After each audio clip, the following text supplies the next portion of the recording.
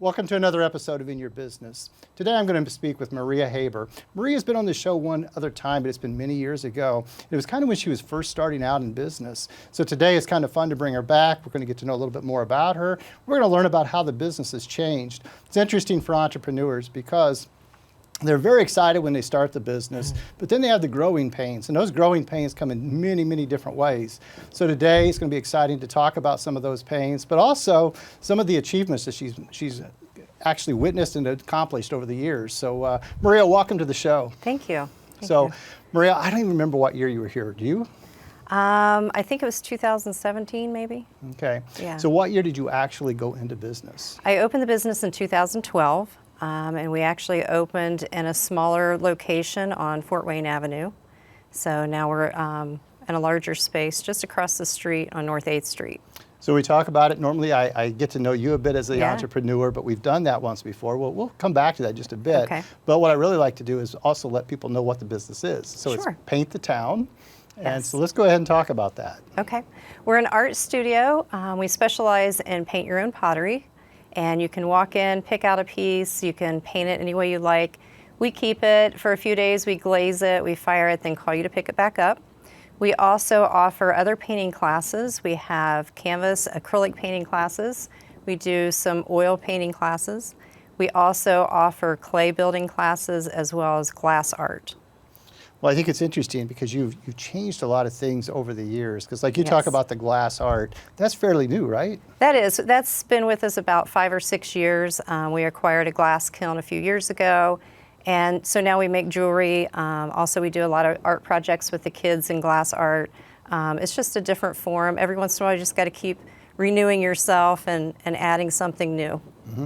Which you've kind of done that twice, I know, because originally, when you were here the last time, you had just moved. Yes. And it wasn't the most exciting time because as an entrepreneur, we Right. have challenges in front of us. Yes. And when you originally opened, you opened in a smaller shop, Right. just around the corner, and there were some issues with the building, and it Yes. came almost overnight. Yes. So what had happened was the building next to us had some structural problems, and the city was concerned that those structural problems would affect our building as well because we were connected. And so the city asked me to move. They gave me a week, and it's hard to find a location in a week to move a whole business to. So we had looked a little bit on the east side really quickly, and then we had right across the street was an empty manufacturing building, and it was being used for storage at the time. So I approached, Dan Stamper owned the building at the time, and approached him and said, hey, can we just move in for a little bit so I can get it figured out where I'm going. And I also had Adam Melton with Cordial Cork. He was upstairs in my old location. So we were together, and we had to move both businesses really quickly. And so we got in there, and we just started in, and we started, stripping floors and just kind of white box the walls, and thought we'll just move in here for a few weeks until we get it figured out, right? Sure. And maybe we'll go to the east side, maybe, who knows? And after we got in for a few weeks and we kind of settled down, Dan and I sat down and said, hey, this may work. So he had plans to renovate the building and to do 4 business spaces in that building. And we said, let's do it. Let's just, maybe, we can stay here. So we tripled our square footage, which was nice. I'd kind of been looking to expand.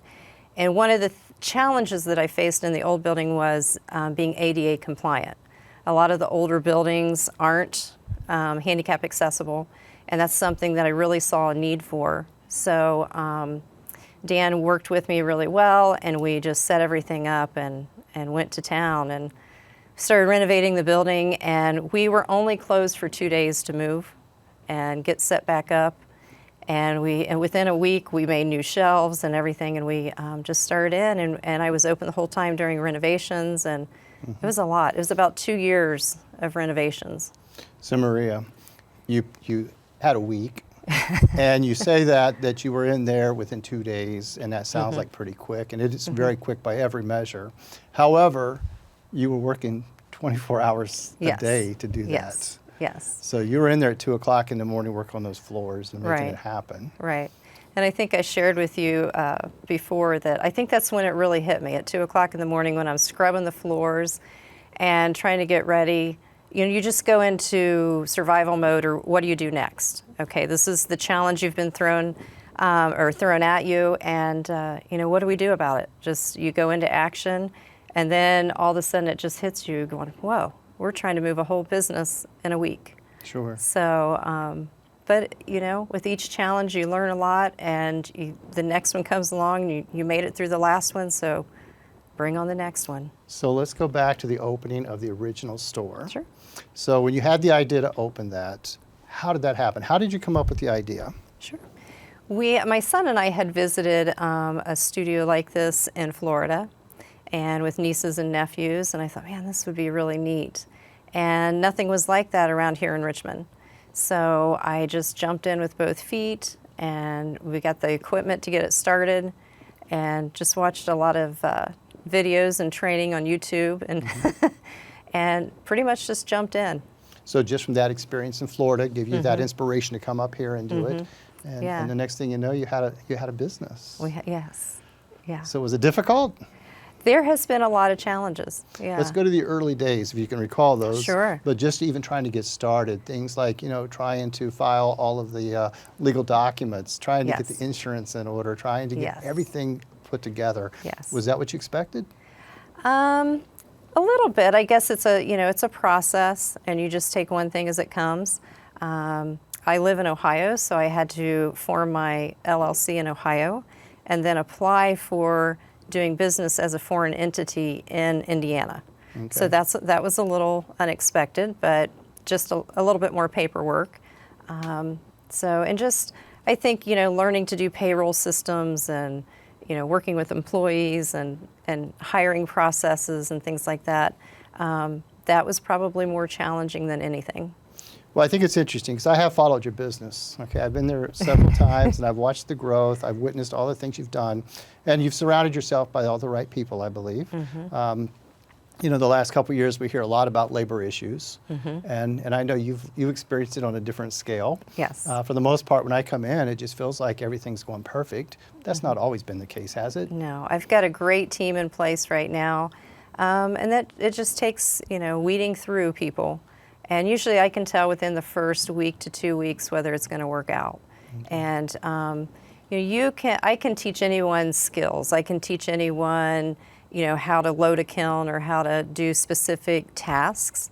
The one thing that people either have or don't have is people skills. And it is a very customer service oriented business, and you have to have good people skills. And if they don't have good people skills, then nothing else falls into place. You can teach, you know, students good tasks, how to manage tasks, how to complete things, but if they can't relate to a customer, if they're too shy, too quiet to talk to a customer, that's hard to teach. Sure. They either have it or they don't. Sure. And getting back to when you say you can teach a student, you can try to teach a student, okay? Right. So we do our best. Right. But at the same time, I think what happens is I've watched you grow this business, not just in the volumes of people coming in, but how you've changed. And that's, as an entrepreneur, I know you had to change quickly the location. And you were able to do that. You were renting that space, right? Correct. And you own the space you're in now. I have a buyout program Okay. with Dan Stamper, so that's nice. And So you've got an ownership in place to Yes. where, you know, you've got a little bit more security as Yes. far as staying there long Yes. term. Yes. And I think that was probably a big part of that heartbreaker is you did so much work in the beginning. You thought Right. this is going to be my location. Right. And then overnight, this is not my location. Correct. Okay. Correct. Now you're in a position where this is your location. Yes. And so you can plan for the future. Right. Now, when you originally opened, it was pretty basic, right? I mean, it was come Yes. in, paint something, Right. come back and pick it up. Right. We had a very small location, so we couldn't do large classes. Where we're at now is so much more conducive to having multiple things going on in the studio at the same time. We can have a birthday party and a class and walk-ins all going on simultaneously and not being very crowded. So that challenge that came about by the move was a huge blessing. So it really, we were able to expand into so many other avenues and offer so many other things, a larger party space for larger groups. And we've done some big fundraising events for different nonprofits in our area, and we can fit 50, 60 people in a room that we could only sit 30 in to begin with. Okay. So, Maria, it would have been very easy for you to have given up. Did you think about it? I don't know. I don't remember ever thinking about giving up. That's awesome. Yeah. Because that really tells me that you're a strong entrepreneur. Because you know when it gets difficult like it did, that's the time when you think, what am I going to do? And for you to put the strength and the energy in to make it happen is awesome. Now, do you have future plans from where you're at? We're doing well right where we're at. We're pretty comfortable. You know, COVID was a little bit of a challenge as well. And, you know, we kind of got through the move. 2 years after the move, COVID hit. And that became, you know, we were closed for 5 weeks. Then I started an online store, and we did to-go kits. Okay. So people could order online. They could order their colors. So we put them all in little containers, put it in a box. They pulled up. I'd run it out to their car. And I was able to gradually, one by one, bring employees back and add them back through that COVID process. We were also able to open a little bit sooner than some other businesses, just because of some of our community partners needed us to be open. We served some counseling partners that really wanted to be in and be with their kids. So that was a big part of, you know, keeping us going through COVID. Okay. It's interesting just to hear you talk about this because, again, all of the different challenges have come up in front of you. You've taken them on. I mean, you've just pushed right through. And as the entrepreneur, that's what you have to do. But it's all you. I mean, it's truly you as the entrepreneur. Yes. How do you do that? You know, how when you look at something like COVID, and it shuts you down. The first day you might have thought it's going to be a day or two. Then you realize it's going to be 2 weeks, 3 weeks, 4 weeks. You really didn't know how long it's going to be at that point. What were you thinking? What did you say at that point? You know, like everybody, I think we were so shocked and we didn't know what to do. And I thought we were going to be shut down for 2 weeks. So I thought, great, I'm going to maintenance my kilns, I'm going to clean, I'm going to sort through the filing cabinet. I was in there every day. The whole time we were shut down, I went in for, even if it was 2 or 3 hours. And I painted, you know, ramps, I cleaned out filing cabinets, thought, you know, I got to get all this done because we only have 2 weeks, right? We're going to be shut down for 2 weeks.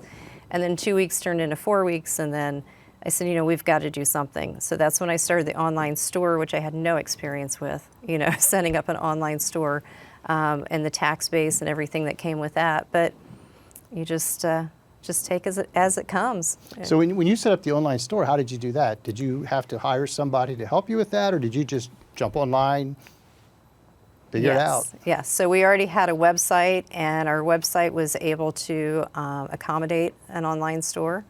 And I just started putting our items on there and made up painting kits, and here we go. So you made it through COVID, and do you still have that online store? We still do online kits. We don't have the store, but people still come in and get kits and take them home for the weekend and paint. Sometimes it's, you know, maybe they've got a lot of kids, they don't want to bring everybody in, so they'll pick up multiple pieces, take them home, paint them, bring them back, and we'll glaze them and fire them. Okay. From the day you came up with the idea, I'm going to start this, the day you actually opened, you remember how much time that was? Yeah, so I was teaching at the time, and I knew I didn't renew my contract in January, and I thought, you know, I'm going to take the summer off, I'm going to figure out what I want to do. By March, I had rented the building, and I was fixing up my first space and buying equipment. So the idea just came. I think we were in Florida in February and went to a paint your own pottery studio, and I said, this would be cool. So you moved quick. Moved quick. I said, you know, I had friends that were opening Roscoe's Coffee Bar. Right. And I said, you know, if there's space down there close to them, that would be really cool. So I went down, there was a space for rent, and I called the number. They said, we'll be right over. So I walked through it, and I said, yeah, I'll take it. So within about a month from the time I thought about it till it actually started. So the space was empty, is that correct? So what about equipment? Did you have to purchase equipment? I purchased equipment. I started with all used equipment, You're not sure how things are going to go, if this is going to take off, if there's going to be any interest in the community for this. And slowly I've replaced a lot of the used equipment with newer equipment. So now it's just a routine thing for you to keep buying and always buy and add to it? Okay. We started out with 1 kiln, and now we have 5. We checked those out this morning, I think, and yeah, those are, so we just keep expanding on things and keep reinventing yourself. I think that's what's important in a small business, is you just got to keep adding new things to keep the interest going. So I have to ask about hours, though. Now, as an entrepreneur, I know kind of the hours you're keeping now, okay? And let's be honest about the hours. Let's look at the hours when you first start the business and what you were willing to do and the excitement level. And now, years later, the hours. Do you recall how many hours you're putting in to start? When I started, I thought, oh, it'll be a nice, cute little business. So we'll be open Wednesday through Saturday. And then that went well, so we opened Tuesday through Saturday. And then we opened Monday through Sunday. And the 7 days a week, there was no break. There's absolutely no break. So I went back to just 6 days a week. It is very time consuming.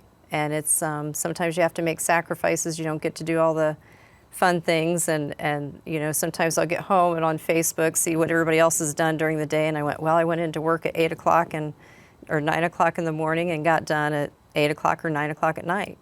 So I remember those times, though, because even when you were closed on Monday and Tuesday and you were open Wednesday through, you're still in there. Your store was closed, okay? But Right. you were going out to the community and finding places that you needed to market and promote the business. Right. So you were doing things on Right. Monday and Tuesday, even when Oh, the store yeah. was closed. So when I talk about the hours, you went reference back to when the store was open. Yeah. As the entrepreneur, how many hours a week do you work? Or were you working then versus where you're at Right. now? About 50 to 60 hours a week is probably average. During the peak season, which is holiday season, probably more. I have slept there before and kept the kilns rolling all night, just in the Christmas season, because everybody wants their piece done for a gift or whatever. So it's a lot. And we're closed on Sundays, but that's my day sometimes to come over and do maintenance, mow the grass, or, change the furnace filters, whatever needs to be done. As the entrepreneur, you're responsible. I mean, Right. you are. And even you talked to me a little bit off camera, and you was talking about you were doing some yard work. You took some time off on a Wednesday to do some yard work, and you continue to check your email. Oh, yeah. And continue to do work while you're in the yard. Oh, yeah. Even if you're off for a holiday or a vacation, you're always on. You're always on. And I'm constantly checking and, asking them how it's going, and do you guys need anything? What's going on there? And, with my POS system, I can check that anytime to see what's going on as far as sales. So it's just, and, you need to reply to emails in a timely manner as well. So even if you're off for a day, you still have to reply to emails or messages on Facebook. People expect an instant reply. Sure, sure. So I have to ask, though, because I know what drives me, and I know why I stay excited about what I do. What drives you as the entrepreneur? Why are you working 60 hours a Sure. week, and Sure. why are you in there at 2 in the morning, or why are Right. you on the weekends, or why are you doing this? I think once you get the taste of success and you see your little successes here and there, and you connect with different members of the community and you see that it means something, that's what drives me.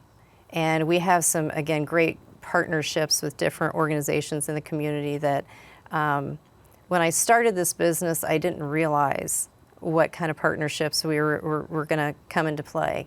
And I know that, we have a lot of people with special needs come in, and I feel like we offer a service that's a lot different than anything else in the community.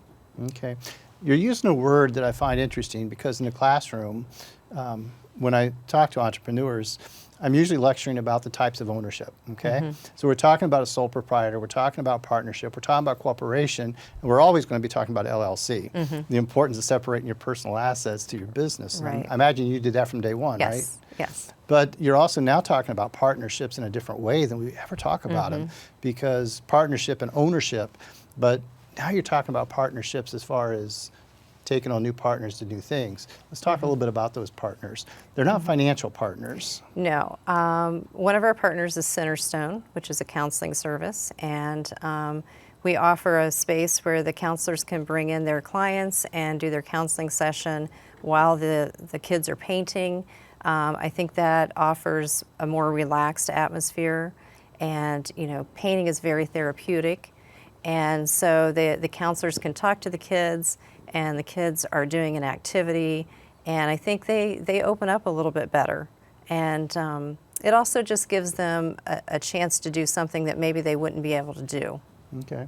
So do you have a lot of those type of partnerships? We also partner with some other special needs organizations so that they can bring their clients in. That was a big goal of mine, was to be all ADA compliant and be handicap accessible.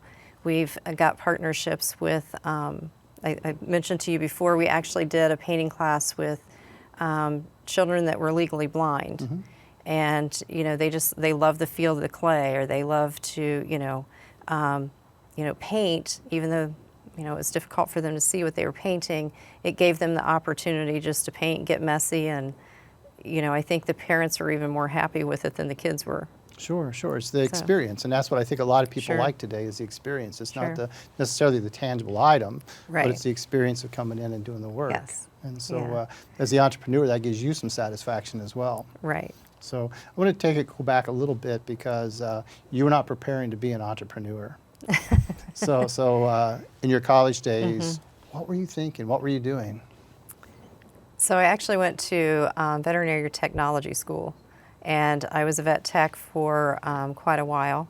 Okay. And then I taught at a school for a little bit, Okay. and then just decided it was time to do my own thing. So did you think you're going to be a vet, or what were you going to do? I was happy with being a vet tech. Okay. So And that was going to be your career. that was going to be my career, and then unfortunately the animals don't bring themselves in, so Okay. But it was a great job. I just was ready to do something else. Okay. So you left that, and is that when you went into teaching? I stayed home with my son for a few years, which was a wonderful experience. And then I went into teaching and did that for a few years, and then thought, there's bigger, better things out there. Yeah, So, the ability to work more hours, Yeah. spend more time at work. You want to be all stressed out, yeah, and, it's awesome. worrying about your building and worrying about. It's funny because we can sit here and we can talk and we can make the audience and everybody think, oh my goodness, it's so hard to be an entrepreneur. And it is. It's difficult and challenging, okay? And it's all on you. But it's also one of the most rewarding, Yes. fun, and exciting things. Yes. So let's talk about that. Let's talk about, for you as an entrepreneur, what would you say is one of the most stressful things? Probably employee relations. I've got a great team right now, but being able to hire the right people and keep the right people, and everybody showing up on time and everybody doing what they're supposed to do. And sometimes if I do get a day off, coming back and going, okay, they may not have done it the way I would have done it, but I had some time off, so that's okay, Okay, right? yeah. So, just kind of getting over some of those things. But I think with each challenge, and you get through that challenge, and it builds you up for the next one. Oh, it's a learning And that's the thing. reward. And we keep learning every day. I mean, Right. I think that's amazing to continue to adapt and change. But so that's the stress. but what do you think is one of the biggest rewards of being an entrepreneur? I think just being part of the community and being able to offer a service and offer a place for employment, and being able to, partner with different organizations and be a place where people can come and, enjoy themselves and make memories, and just have a little bit of fun and relax. Yeah. Well, and it's one of those things where you got a lot of things on your shoulders, a lot of things you're responsible for, down to setting the hours, setting the prices, setting all of that, and making those decisions to go online. Sure. So, I mean, it's got to be somewhat rewarding just to be able to know that you did it, Right. Right. And look how many years you've been there. How long has it been? 11 years. 11 years. A lot of entrepreneurs, they come to me and they're scared because everybody tells them 5 years, You made it past that 5 year, how'd you feel? Yes.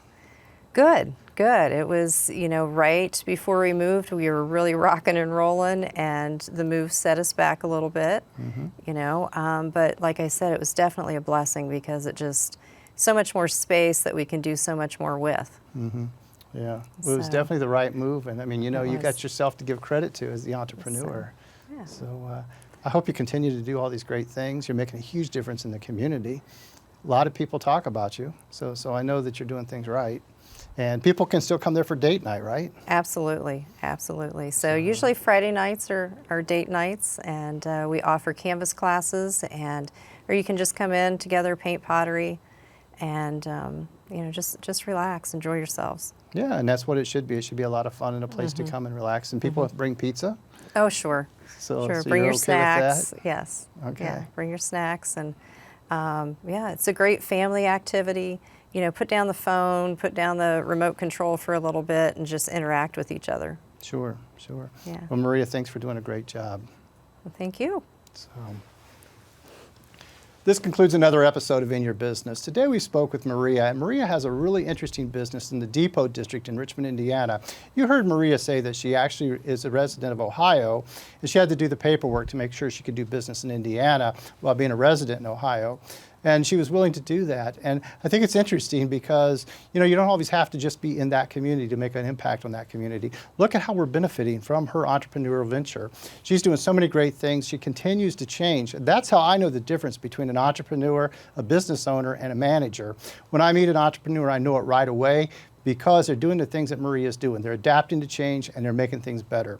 Thanks again for watching another episode of In Your Business.